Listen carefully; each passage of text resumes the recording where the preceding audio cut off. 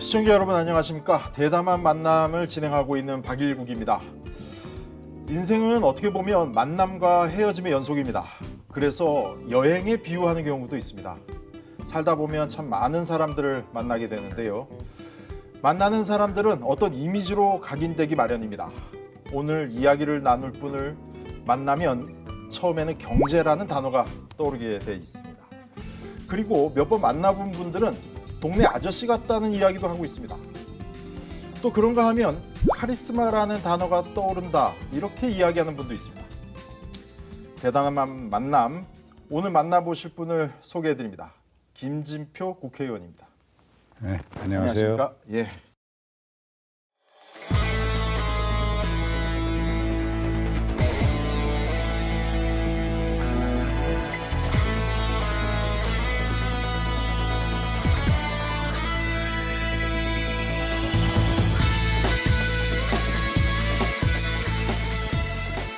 요즘에 어떻게 지내십니까? 일단 이제 본격적으로 봄이 됐는데 요즘에 바쁘시죠? 예, 최근에는 대통령 특사로 세네갈 대통령 취임식에 다녀왔습니다. 예. 의원님 SNS 활동은 어떤 것들 하고 계세요? 페이스북도 하고 트윗도 하고 예. 그리고 제가 유튜브를 진표 TV라는 거를 작년에 시작을 했습니다. 요즘에 정치인들 사이 유행이지 않습니까? 네, 유튜브 채널. 제가 이제 문재인 정부 출범할 때 국정 5개년 계획을 책임 맡아서 만들었던 사람으로서 문재인 정부의 경제 정책이 정확한 팩트에 의해서 제대로 국민에게 알려져야 되겠다. 예. 그러면 내가 이 책임이 있으니까 경제 문제만큼은 진표 TV가 가장 정확하다.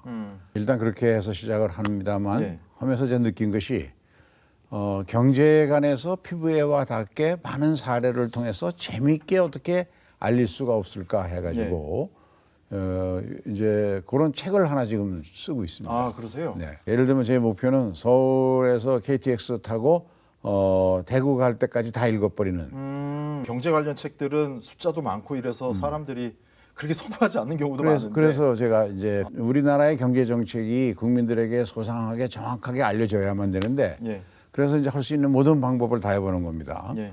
지금 이제 유튜브를 통해서도 알리고 예. 우리 고등학생이나 이런 사람들도 쉽게 접근할 수 있는 재밌는 사례로 재밌는 경제학 그런 경제책을 하나 좀 만들어 보려고. 알겠습니다. 지금 SNS로 지금 현재도 이제 보시는 분들이 있고 보니까 몇몇 댓글들도 좀 올라오는 것 같아요. 이따가 함께 확인해 보는 시간 좀 가져보도록 하겠습니다. 문재인 정부 경제 정책을 어떻게 보면 전체적으로 이렇게 짜시는 그런 입장에 계셨었는데 당에서도 그런 직책을 맡고 계시는 거 아닙니까 현재? 네네. 예. 제가 작년 8월에 전당대회에 당대표 출마했다가 제가 떨어지고 예. 당선이 된 이해찬 우리 당대표가 예. 저를 보고 경제는 정부 맡아서 해달라 그래서 국가경제자문회의 의장의 책임을 저한테 맡겼습니다. 예. 그래서 이제 우리 당의 경제 관련 상임위원회 간사 책임을 맡고 있는 경제 전문성이 있는 의원들 10분 예. 그리고 국책연구소의 책임연구위원 10분을 예. 포함해서 현장에서 뛰고 있는 각 경제 분야별 전문가들 한 20분을 더 네. 추가로 모셔서 우리 경제정책에서 나타나는 국내외 여러 가지 현안들이 있지 않습니까? 그걸 선제적으로 대응할 수 있는 정책 대안을 만들어서 그거를 정부 당정협의를 통해서 정부에 공고하고 또 당의 방침으로도 내세우고 하는 이런 일을 지금 앞장서서 해오고 있습니다. 조금씩 그런 성과가 나타나고 있어서 보람을 느끼고 있습니다. 의원님 뭐 소득주도 이런 이야기 하지 않습니까? 그동안 이제 수출 중심, 수출주도형 이렇게 이제 이야기를 했었고요. 어떻게 보면 한국이 가보지 않은 길입니다. 예. 포용적 성장 정책은 소득주도 성장이라는 경제의 수요면의 정책과 공급 면에서 혁신 성장 정책이라는 두 개의 날개로 날아가고자 하는 것인데 혁신 성장을 이끄는 가장 중요한 것이 기술 혁신형 중소벤처를 육성하는 겁니다. 네. 이 정책을 지금 정부가 아주 열심히 추진하고 있기 때문에 저는 이 두 개가 맞물려서 소득주도 성장의 효과가 하반기부터 나타나기 시작하고 혁신 성장의 성과도 그때쯤 나타날 거니까 분명히 금년 연말에 가면은 경제의 모습이 좀 달라질 거다. 국민들이 피부로 느낄 수 있을 거다. 이렇게 저는 확신하고 있습니다. 올해 하반기나 내년 정도에는 내년 뭔가 초에는 경제 효과가 있을 저도, 것이다. 예. 예. 수원 이야기 한번 해보도록 하겠습니다. 올해 수원시가 가장 중점적으로 미는 게 특례시입니다. 네. 행정을 오랫동안 봐오셨는데 뭐 특례시 어떻게 보십니까? 이게 뭐 효과가 있다고 보십니까? 너무 늦었죠. 당연히 해야 되는 거고 그동안 수원시 염태영 시장이 중심이 돼서 여러 개의 인구 100만이 넘는 도시들이 함께 힘을 모아서 추진하는 결과로 해서 이제는 중앙정부가 대한민국 정부가 법규 정안을 내서 행안위에서 지금 심의 중이고 아마 곧 통과되리라고 봅니다. 이 특례시를 해야 되는 이유는 인구가 100만이 넘는 특히 수원 같은 도시들은 인구가 오히려 작거나 같은 그런 도시에 비해서 공무원 수도 절반밖에 안 되고 그래서 행정 서비스도 제대로 못 받고 역차별을 받고 있습니다. 그런 점에서 대도시의 행정을 원활하게 만들어 가기 위해서도 권한과 책임이 확실하게 수반되도록 해서 책임 행정을 할 수 있도록 지원돼야 되니까 그래서 예산과 입법의 자율성 이런 것들을 좀 자치시에 특례시에는 많이 부여해 줘야 됩니다. 의원께서도 상당히 역할을 하셨던 것으로 이제 알고 있는데 수원에 드디어 그 고등법원이 들어왔습니다. 아, 그렇죠. 네. 고등법원이 들어와서 경제 효과가 있을 것이다라는 이야기들도 있는데 의원님께서는 어떻게 보고 계십니까? 물론 경제 효과가 있겠죠. 네. 제가 그 고등법원은 오래전부터 추진해 왔는데 성과가 없었습니다. 그래갖고 제가 이제 18대에 본격적으로 나서서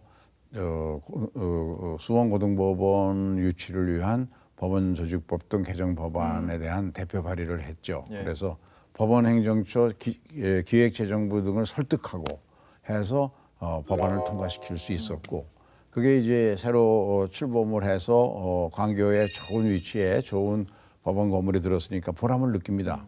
앞으로 재판이 좀 신속하게 이루어지고 또 지역의 법률 문화가 좀 경기 지역은 수원을 중심으로 해서 따로 발전시킬 수 있는 계기가 됐다고 봅니다. 예. 역시 의원님 이야기하면 지역에서는 군공항 이야기입니다. 네네. 군공항 이야기를 본격적으로 한번 들어볼 텐데요. 의원께서 뭐 이전 문제와 관련해서 공약을 하신 바도 있고요. 현재 이제 진행 상황이 어느 정도다? 대도시 군공항 이전 촉진법을 제가 대표 발의해서 통과를 시켰고요. 네. 그런데 이제 십전투 비행단 예. 수원 화성 군공항이라고 공식 불리워지는죠. 그것은 화홍지구라는 예비 이전 후보지를 국방부가 지정한 상태에서 그러니까 화성시 바닷가에 있는 그렇습니다. 간섭지죠? 화홍지구라는 간척지 중심의 그렇죠. 지역이 있습니다. 예. 그것이 지정은 된 상태에서 더 이상 진전이 안 되고 있습니다. 화성시의 자치단체장의 정치인들과 일부 시민들이 반대하기 때문에 예. 수원시, 화성시뿐만 아니라 경기도 전체가 서로 협의해서 예. 이 문제를 서로 윈윈할 상생 협력할 수 있는 방향으로 풀어나가야 된다고 생각합니다. 알겠습니다. 그런데 역시 화성시에서는 그 절대 받아들일 수 없다라는 입장 아니겠습니까? 화성시에서 군공항이라고 하는 기피시설이 들어오는 것을 박수치고 찬성할 리는 없지요. 그러면 그런데 문제는 이제 반대를 하더라도 합리적이고 사실에 입각한 반대를 하면 좋은데 예. 지금까지 보면 가짜 뉴스성 그런 사실과 전혀 다른 내용을 가지고 반대를 해왔습니다. 예. 그게 한 3가지 되는데요. 첫째는 이 군공항 이전 문제가 수원시의 민원을 해결하기 위해서 왜 화성시를 희생양으로 쓰냐라는 네. 그런 얘기가 있는데 전혀 그렇지 않습니다. 이것은 200만 평 정도 되는 군공항 부지 중에 32만 평이 화성시에 있고 예.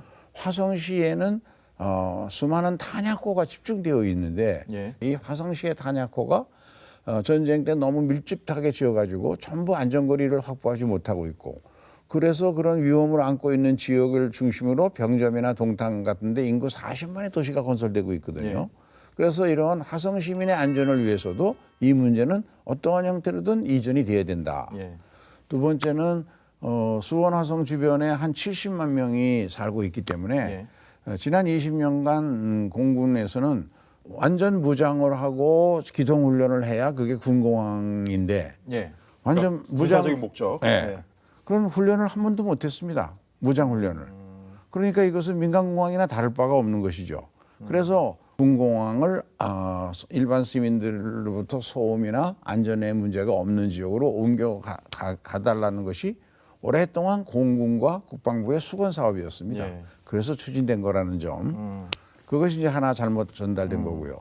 두 번째는 10전투 비행단이 들어오면은 동탄의 집값이 떨어진다는 식의 이야기를 합니다. 그것은 10전투 비행단이 들어오면 틀림없이 거기 수건시가 고층 아파트를 많이 짓다 보면 상대적으로 동탄의 집값이 떨어질 거다라는 건데요. 예. 전혀 그렇지 않습니다. 현재로서 수원시는 거기에 무슨 고층 아파트를 많이 짓거나 이럴 생각이 전혀 없습니다. 지금 수원시 계획은 우리나라 앞으로 미래 먹거리 산업이라고 할 수 있는 첨단 연구산업단지가 들어와야 되거든요. 예. ICT라든가 또는 바이오에 관한 세계적인 초첨단 연구 기지가 들어오고 거기에 석박사급 엔지니어들이 한 15만 명 정도가 와서 일하리라고 보는데 그 15만 명이 어디서 살겠습니까? 지금 삼성전자가 오고 나서 제일 선호하는 도시가 이동탄시인 것처럼 예. 아마 이 동탄이 제일 선호하는 도시가 될 거고 그다음에 영통이고 그다음에 서수원이고 그러니까 전체적으로 집값이나 이런 것은 올라가는 데 기여를 하는 것이지 절대로 동탄 지역을 떨어뜨리거나 하는 건 아닌데 이건 잘못된 홍보고요. 그런 것들이 잘 전달이 되고 하면은 훨씬 수원과 화성 간에 상생할 수 있는 좋은 화성에 대한 종합적인 지원 대책도 함께 만들어갈 수 있으리라고 봅니다. 근데 김영진 의원실에서 토론회를 한 게 상당히 인상적입니다. 경기 남부 지역에 공항을 하나 더 만들자. 경기 남부 신공항 민간공항. 이른바 예. 신공항이란 이름으로 했는데 이거 앞만 봐도 예, 그 비행장 전투 비행장 이전과 관련이 있는 것 같습니다. 그렇습니다. 예. 경기도시공사가 그거에 대한 사후성 평가를 한 적이 있습니다. 예. 보통 사후성 평가는 투입과 산출, 그러니까 코스트와 베니핏의 비율이 1이 넘으면 성공적이라고 하죠. 그런데 이 군공항 이전과 결합시켜서 하게 되면 이런 민군 복합공항이 되는 거죠. 예. 지금 대구나 광주처럼. 예. 뭐 사천공항도 아마 그런 그렇습니다. 것 같고요. 그렇게 되면 이거는 경기도시공사가 사업성 평가를 해보니까 2.53인가 나왔습니다. 비용에 비해서 2배 반이 넘는 효과가 있다는 것이죠. 예. 왜냐하면 공항은 작은 비용으로 질 수 있고 민간공항은 예. 그다음에 이용하는 인구수가 워낙 600여만 명이나 되니까 예. 이게 굉장히 경제적인 효과가 있다. 이렇게 평가가 되고 있더라고요. 그래서 저는 그것도 좋은 대안이 될 수 있다. 그렇게 되면 화흥지구를 중심으로 해서 그 일대가 경기도 남부 지역이 종합적인 개발이 되지 않겠습니까? 철도도 놓아지게 되고 예. 도로도 확보가 되게 되고 그러면 화성시 전체가 획기적인 발전을 하는 모멘텀이 만들 수 있을 거다. 그런 것들을 중심으로 해서 수원시와 화성시가 좀 그 서로 상생 발전할 수 있는 대안을 모색해 가는 것이 좋은 일 아닌가 생각합니다.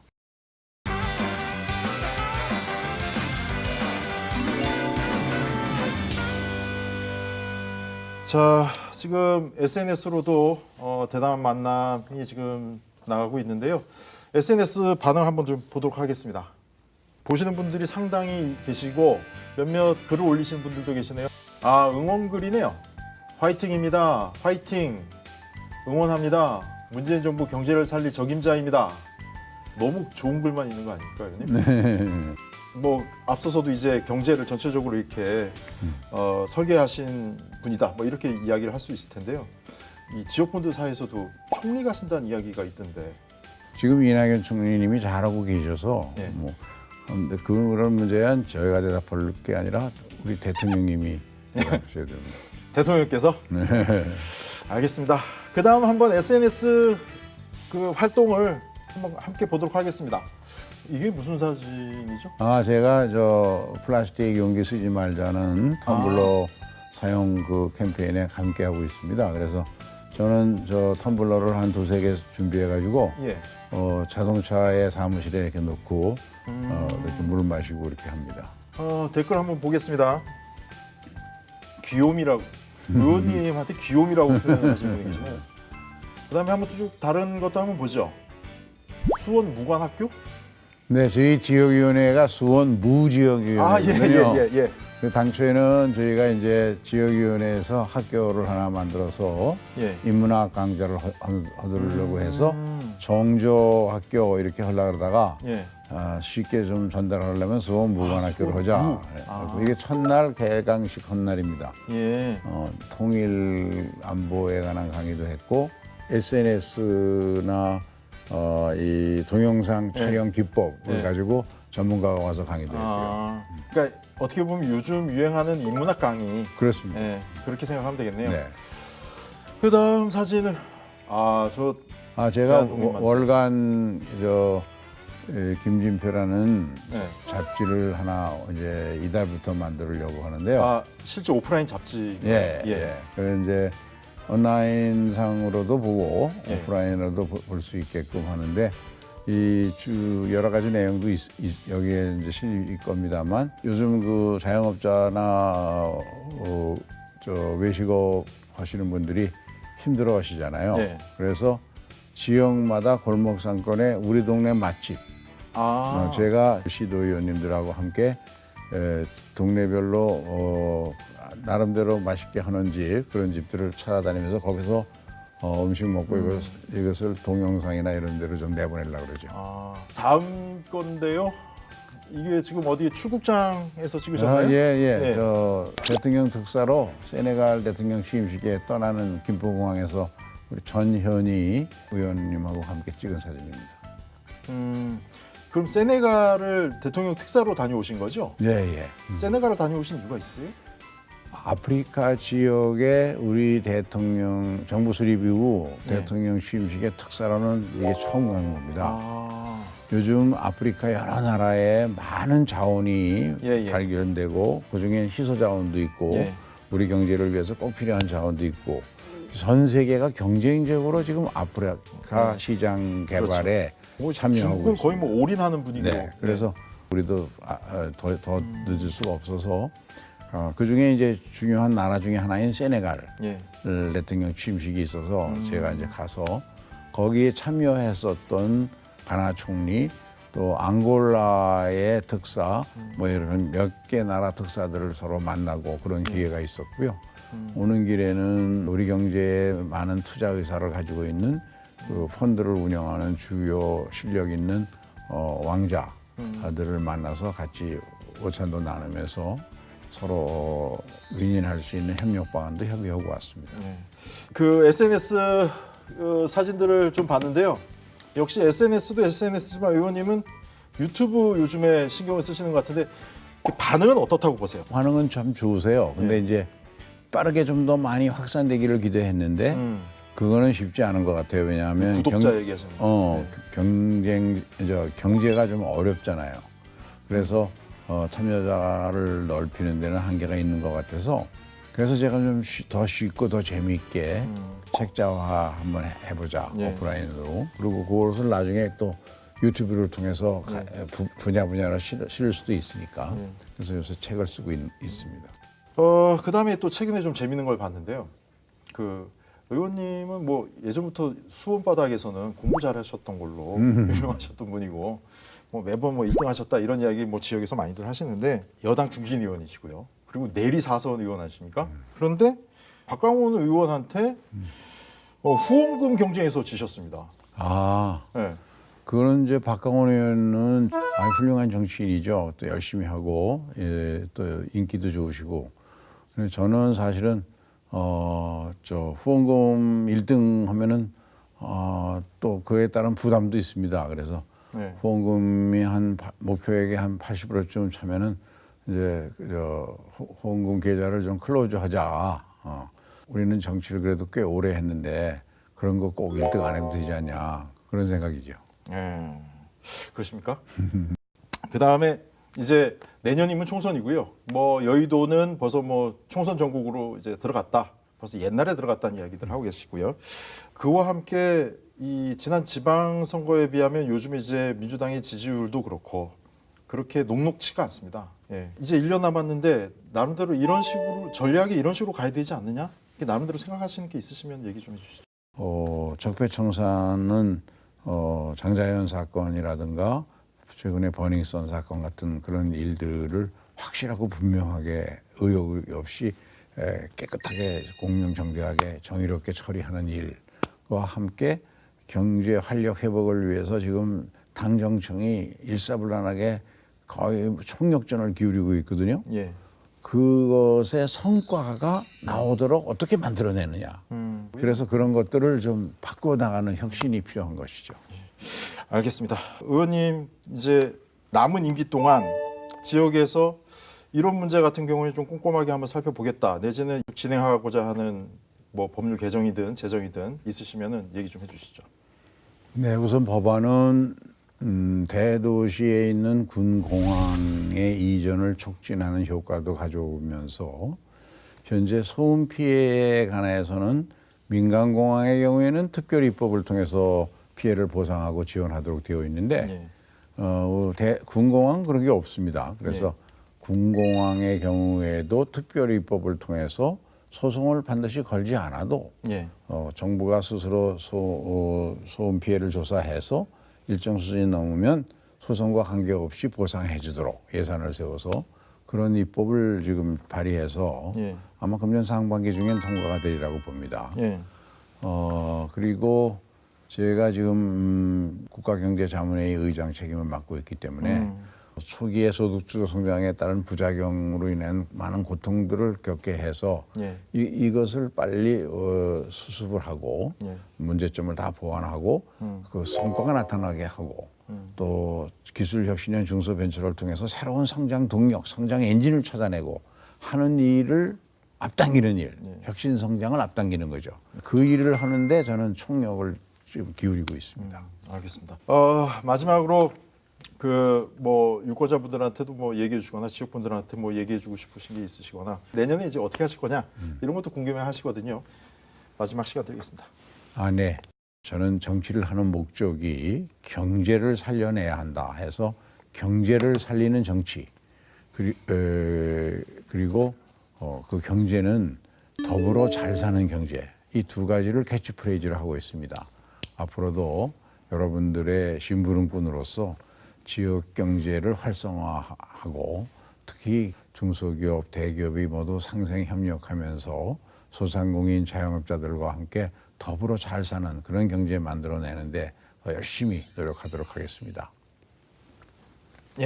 실제로 성과가 나오는 남은 2019년이 됐으면 하는 그런 바람을 가져봅니다. 오늘 나와주셔서 고맙습니다. 누구나 어렵고 잘 풀리지 않는 문제가 있을 때는 경험이 많고 관록 있는 누군가를 찾아가서 의견을 듣고 싶어 합니다. 그런 분들은 나름대로 통찰력이 있고 상대에게 기대감을 주기 때문이죠. 경제 혁신부터 군공항 문제까지 쉬운 일은 없고 우리가 전에 가보지 않았던 새로운 길을 가야 하는 상황입니다. 그런 점에서 오늘 이 시간이 의미 있었기를 기대해 봅니다. 대담한 만남 여기서 마칩니다. 시청해 주신 여러분 감사합니다.